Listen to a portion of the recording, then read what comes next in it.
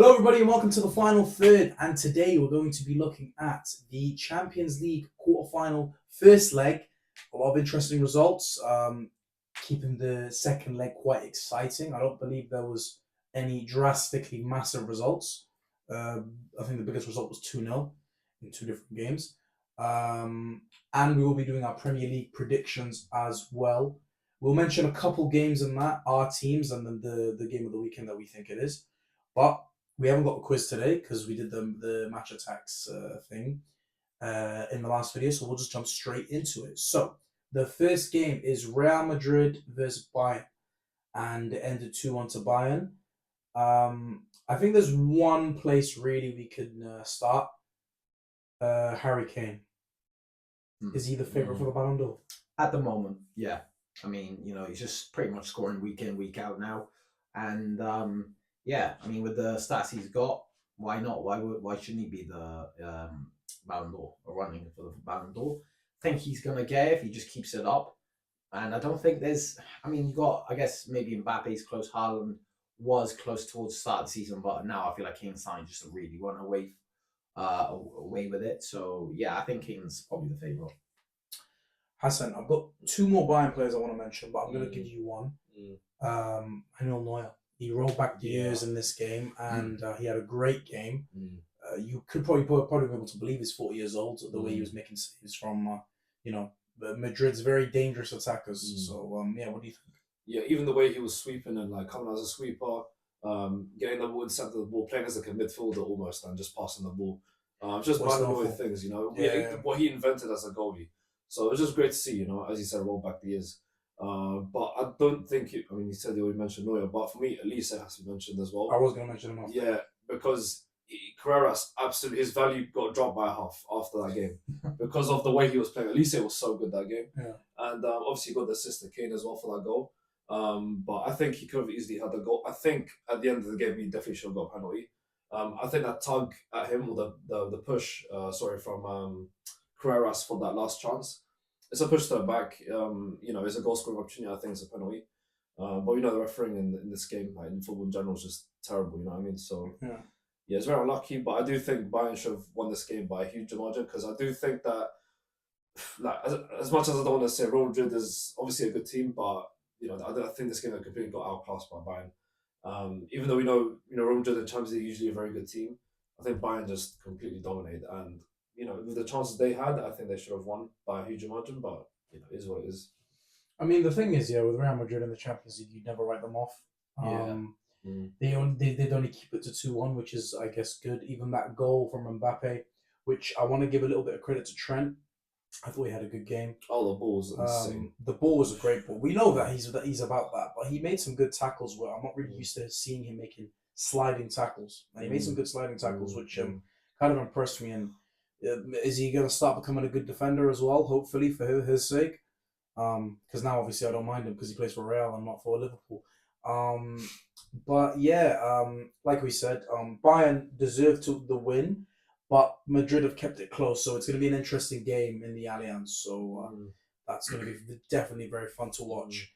But we'll go on to the next game, and it is Sporting versus Arsenal. Arsenal get a very important last-minute winner from Kai Havertz to give them a nice advantage in the Emirates. What do we think? It's not really much to mention on the game. So what I'd say is for the goal, at least, it was a really good goal. Amazing ball from Martinelli, which fair play, not used to that from him, but and then well taken by Havertz. Very good touch, a very good finish.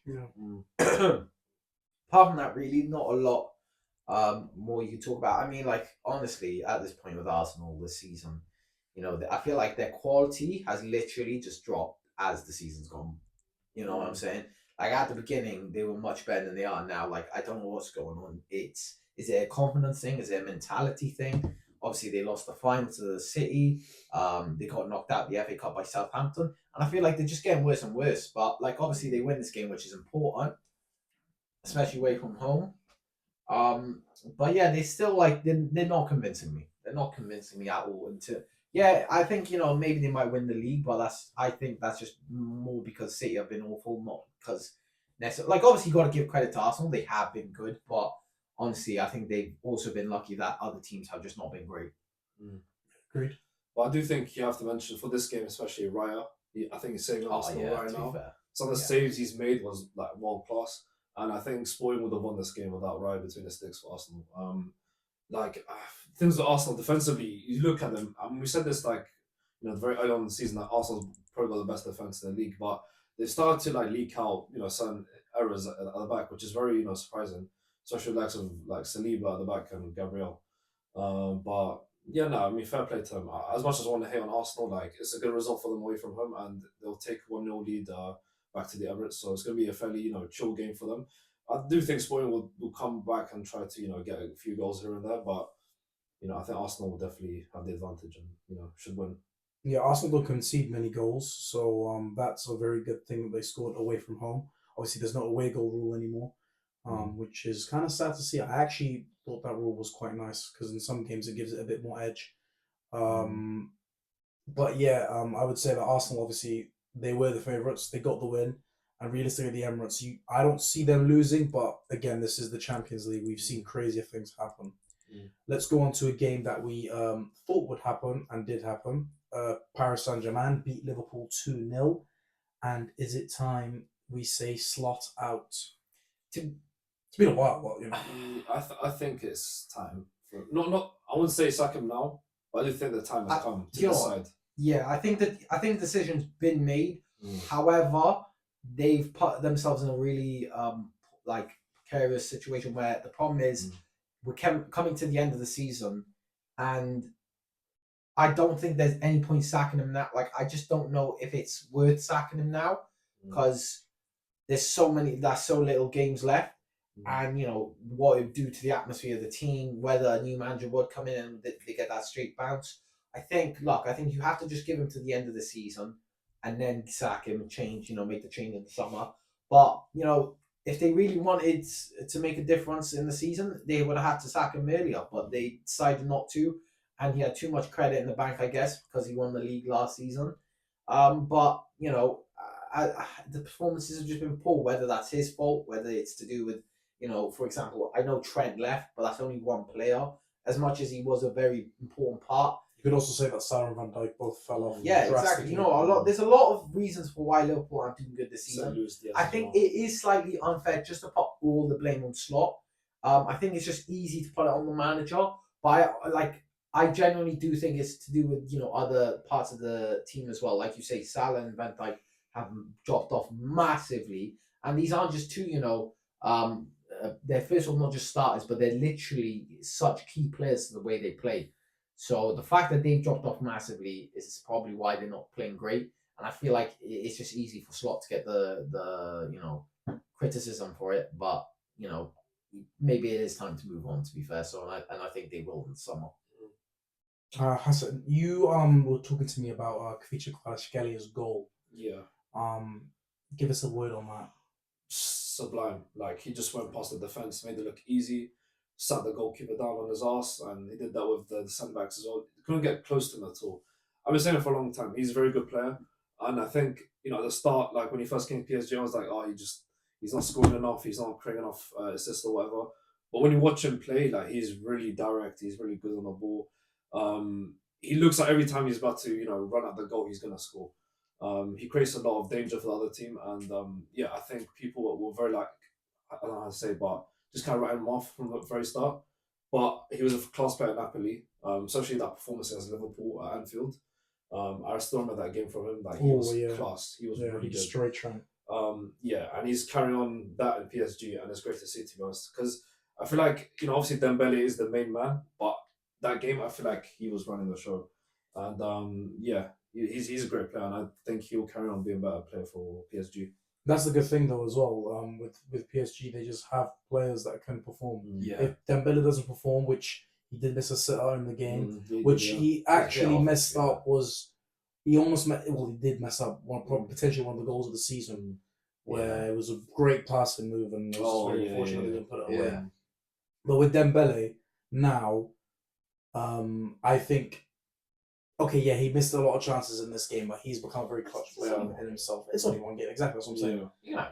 You can have your bad. I mean, he won the Ballon d'Or last year. I think he can have a bad game now. Do you know what I mean? So yeah, and even then, bro, he's been very important even in this season. You know what I mean? Yeah. He might help them win the league, which is standard. Yeah. But the point is, in the Champions League, I'm sure he will still be involved because, again, like I said, when you have good teammates who can help back you, it's a good thing. It takes a bit of pressure off you, which makes it easier for you. Can I just make a point now, right? Yeah, sure. When I look at the wingers I want to compare the wingers that PSG have and Arsenal. When I look at them, PSG's wingers, they're mean, they're aggressive. You know, this flair, yeah, but they're mean, they're dangerous, they're aggressive. They're not. And then you watch as well. Yeah, they're not just good youths, you know what I mean? But Arsenal, they just have good youths, bro. And they Not just even don't have that, bro. No, I can't. Like, Kvaratskhelia is a good youth. Nah, man. He's a good youth, He but plays like he's you not know, a good youth, bro. Number one, my point is these guys are direct. They are very skillful, and they just do what they want. Like big players. But when you look at their eyes, when they're magic. going on, you know, when they're playing on the wing and they're taking the man. Oh off, yeah. They want to kill that man. That's the thing. Yeah, no, because the defenders. And then you watch Saka, bro. They're predictable. Yeah. Martinelli and Saka are very predictable wingers, Yeah. and that's the difference. And they're too good. They're too good youths, bro. They just need to be a bit more. True, they are good youths. It You doesn't help in football. You need to be a bit more aggressive. Yeah. But let's go on to another game where Barcelona lost 2-0 at home. I want to mention one player before you boys hop in, and it's Lamine Yamal. We mention him like ever since we started talking about outside of the Premier League. He's been in every video. This kid is unbelievable, and I felt so bad for him that he didn't, because he even got an assist in the game, but obviously that goal was offside for Rashford. It was another magic performance by Lamine Yamal on the Champions League, the world stage. He's such a good player, and I saw a Barcelona fan actually saying if Barcelona do not match his ambitions in terms of Europe, he should leave. Which I don't know about that, but again, they're not able to invest the amount of money that other teams are. Where would he go? I don't know. Will he want to leave? I don't think so. But Lamine Yamal, I said he's the closest thing to Neymar I think we've seen in a long time. And then I would say the only difference is really is that he's left-footed, which makes him even more dangerous if anything, because left-footed players are known for being better. And 18 years of age, number 10 for Barcelona, and he's destroying teams. I know he lost; he's on the losing end of the game, but realistically, it was only him that was creating a threat for Barcelona. So, I think if anybody's gonna have a shout in the next game or make a difference, it will be him. Yeah, and I think also with Rashford as well. He was good that game as well, but he missed a few chances as well. But Rashford's had a good season in Barcelona so far, so you can't really knock at him at all. I think that other players in Barcelona, they have to knock. I think the Kabasi, can't really blame him, to be honest. It was an accidental, foul outside the box. I mean, just outside the box, and obviously he's like the last man, so he gets the red card. Whether he deserves the yellow or a red is a bit of a different discussion. I think Flick made the obvious that he's not happy about that, but he's the last man. I mean, even if he didn't mean that, he stopped the goal scoring opportunity, so it is a red card in the rules. And also Ferran Torres. I mean, I know everyone knows how bad he is. And especially Lewandowski not being at his peak as he was, like 2 seasons ago. They don't really have that main man up front to score a goal. So Lamine Yamal's creating all these chances, like these beautiful Trivela passes, and no one's getting the end of them. So it's just really sad to see, man. When I see Ferran Torres, bro, he just makes me think that he's like, you know when you got that coach's kid, and usually they're shit sometimes, but they just play because they're the coach's kid. So it's like Amrim and Dalo, bro. Pretty much as this race. This is what Ferran Torres gives me the vibes of. He's just not like Barca level. He's not. Yet he still somehow plays. Now I've actually, and it's funny enough I mentioned that because I've heard that his uncle is a part of the Barca board or something like that. So that doesn't surprise me. But managers and cousins these days. And but family members. So I'm not surprised that he actually plays. But Jesus Christ, he's awful. Honestly. But now you talk about Yamal. The level, I mean, you just see how good he is by the fact that they lost. Yeah, we're only talking about him to begin with. You get what I'm saying, and that's the main. He was the best player on the pitch by far. Literally, Alvarez was really good as well. And it's not like to be fair, we got to give credit to Alec. And he's a player Barca should get. If Barca had Alvarez and I mean, if Lewandowski retires or someone leaves or whatever. What I'm saying is, I think Alvarez would be an absolutely unbelievable signing for Barcelona because he can do everything. He's a finisher. Don't think His free kicks are insane. I don't think they'll afford them. He's going to be very expensive. Yeah, 100%. Well, I mean, unless they put all eggs in one basket for him, and Do they want another they Griezmann need a situation striker. though? I don't think it'd be the same as Griezmann. Griezmann was like he was more in love with Atletico Madrid. He had more of a relationship. I think Alvarez. Don't get me wrong. He probably is a very good Atletico player, but I see him as more than that. We'll see. I mean, I agree. I think I could see him in a basket, and I think he'd be absolutely amazing. Yeah. But I think Barca's biggest problem now is the second leg. Kawasi's out. Yeah. The defense is And weak as it is. So yeah, I don't know what they're going to do, and they got a few yellow cards as well. I tell you what, just prepare for some haram football, bro, from Atletico Madrid. Yeah, I think the fact that kind of like with how Real Madrid lost at home, this goes against Barca because they lost at home the first leg. Bro, so I can't lie, this is going to be the most dead game ever, bro. But they did win away, to be fair, in La Liga. So maybe there can be some sort of result, but I think it'd be really hard 2-0 against Atletico. But hey, we've seen players like Ronaldo, come back from a 2-0 deficit. Ronaldo's a different level. Oh yeah. But I think Yamal can be that different. So let's see. This is a big test for Yamal. This is obviously I don't want to say just him because again he's only 18 years old. Rashford, he is doing great. It's on the whole team, but I feel like the way Yamal's playing, he is the man that will make the difference if they do something. He's the number 10 after all for Barcelona. Exactly. That's what I'm saying. At the age of 18, so it's very impressive what he's doing. So I hope he can just entertain us at least again in the Champions League and hopefully make it a very good game. But let's get on back to the Premier League because again that is where usually our bread and butter is this season. It's been a while. It's been like a good month. It feels like. Well, it has nearly been a month since the Premier League was played. But we're gonna do predictions. We're gonna mention a couple games, which will start with the first game. And it is West Ham vs Wolves. Let's give the prediction first, and then we'll talk about what we think will happen in that game. I'll go first. Or would you want to go in a row? Hassan go first, yeah. All right. I've gone for 2-0 to West Ham. Well, 3-1 West Ham. I've gone 2-1 West Ham. But yeah. I mean, you can start. Yeah, it's a very important game. I mean, we're still in the relegation zone. Obviously, we just come back off the FA Cup loss, which was very, very disappointing and very, honestly, the amount of emotions I went through that game, Jesus Christ, I had a headache afterwards just for the amount of energy that just left my body. But honestly, it was you still got to be proud of the boys considering they came back with 11 minutes left from being 2-0 down, and the effort that they put in. But nonetheless, it's a different game now that they got to focus on. Haven't really had much time to rest, to be fair to them.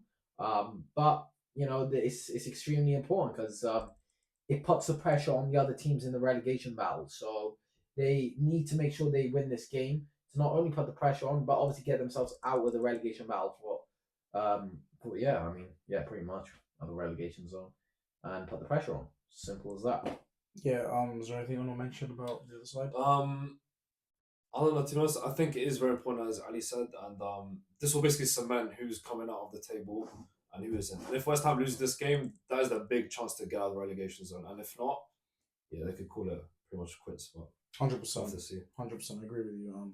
This is a massive game for West Ham. They are rock bottom of the Premier League, and I know they're playing decent football, but realistically, you should be winning this game. The game you gave to Leeds too, that should give you. I know it's heartbreaking to lose the way you did, but the game you gave them, even if it was just an extra time, should inspire you to do.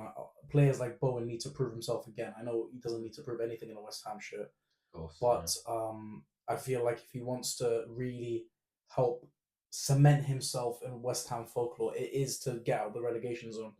And that's kind of the place you're at the moment. So, you need to win that game. Let's go on to the next game, and that is Arsenal versus Bournemouth. I've gone for 3-1 to Arsenal. 2-0 for me. I've gone 3-1 Arsenal, obviously. Arsenal as well, yeah. Not much I want to say other than hopefully Bournemouth wins, but yeah, we're hoping for that. Let's go on to the next one. Brentford versus Everton. 1-0 for me. 2-1 Brentford. I've gone 1-0. Okay. Burnley versus Brighton. I've gone for 2-1 to Brighton. I've gone 1-0 Brighton. I've gone 2-0 Brighton. Liverpool versus Fulham. 1-0. 2-1 Liverpool. I've gone 2-1 Liverpool. Crystal Palace Newcastle. 2-1 to Newcastle. 2-0 to Newcastle. 3-1 to Newcastle. Forest vs Villa. 2-0 to Villa. 3-1 to Villa. 1-0 to Villa. Sunderland vs Tottenham. 3-0 to Sunderland. 2-1 Sunderland. 2-1 Sunderland. Chelsea Man City. 4-1 Man City. 3-1 Man City. 3-1 Man City. Do you want to mention this game? It's up to you. Give it a little It's a mention. big game, but look, it's important because both teams have a lot to fight for in this game. Chelsea obviously for Champions League and Man City for the league, but basically A bit of context: Chelsea are 7 points off United, and I think they're 6 points off Villa. They are only one or 2 points behind Liverpool. So realistically, I feel like, depending on how the results go this week, if let's say United and Villa win, then they pretty much cemented themselves in top 4, I would say. Yeah. And then it's kind of between Liverpool and Chelsea for that 5th position, because obviously fifth does get you Champions League football now. So yeah, I'm not sure. Do Chelsea and Liverpool have to play each other still? Possibly, I have no They idea. might have to. I know that Chelsea and Liverpool both have to play United still, which I think they played both games. I'm pretty sure they might have, yeah. But all I know is that Liverpool and Chelsea still have to play United. Yeah. Which should make our top 4 run a bit more interesting. Yeah, for sure. But yeah, that's unless do you want to mention anything about Man City? I don't know. I mean, it'll be important for City to. I mean, I think it's important for both teams, obviously, as you said, Chelsea to get that Champions League spot and City to chase Arsenal. So, yeah, that's what I want to say. To be fair. Good. Yeah. Let's go on to the final game. Man United vs Leeds. 2-1 to United. 2-1 to United. I think I said 2-1 to 1-0 to United. To be fair, they're both United, so yeah, Manchester United. There's only one United. Yeah. But yeah. If I'm gonna start, if You boys can don't start. You mind. can start. Yeah. Listen, Man United haven't played in a while. It's been 3 weeks. And Leeds just played West Ham and got a very, very good result. That could give them a lot of confidence coming into this game. Like I said, we're not a bit rusty. We're quite rusty. It's been nearly a month. Believe it or not. The last time we played, End of was it? No, it was like mid-March. Mid-March. It was against Bournemouth. Yeah, it was mid-March, something like that. 22nd, something like that. Yeah. No, I think was it? I'm pretty sure it was earlier than that. No, it might have been 22nd. No, yeah, it might have been 22nd of March. But anyway, it's massive this game. United need to cement Champions League football because obviously we know how hard it is this season because obviously Michael Carrick is trying to get the job full time, so obviously he's going to want to win.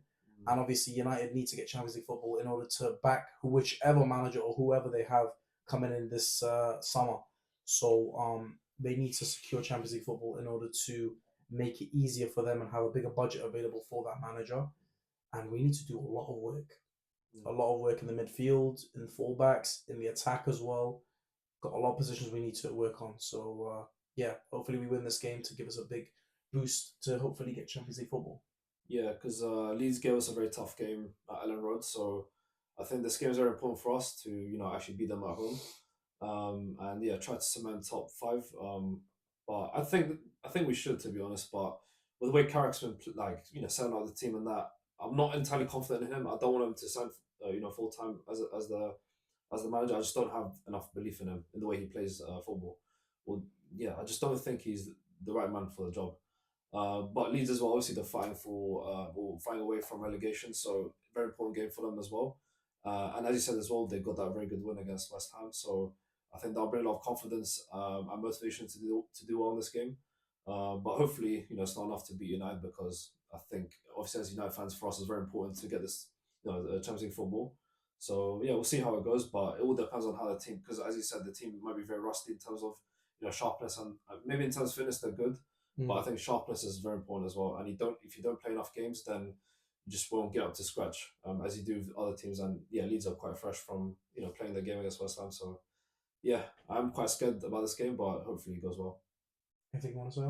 Not really. Well, there you are. Those are our predictions. That was match week 32, by the way, which is insane. The season's nearly over. But then the good thing is we don't have much of a break because we go jump straight into the World Cup, which we finally have our team in as well. So still plenty of football left before we jump into the next season. So yeah, still looking forward to it. But let's get the quiz from you out, please. Yes. So let's start with the first fact. He began his Premier League career at Ipswich Town, scoring regularly despite the club's struggles. Second fact is he earned a big move to Tottenham Hotspur but had a mixed spell there compared to expectations.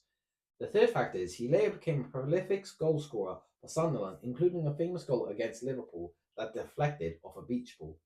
The fourth fact is he made a high-profile transfer to Aston Villa in 2011 for around £18 million. And with the fifth and the final fact, this English striker was known for his pace and finishing rather than his all-round play. So let us know if you know who that is in the comments down below, and we'll reveal him at the start of the next video. I feel like that beach ball clue was a very big one. We'll see if they get it. Unless you don't If they're know the new folklore gen, of then it. they will If you're a new probably- gen, you probably wouldn't know it. You probably have to do a bit of research behind that. But thank you for that, Al, and thank you guys for coming in.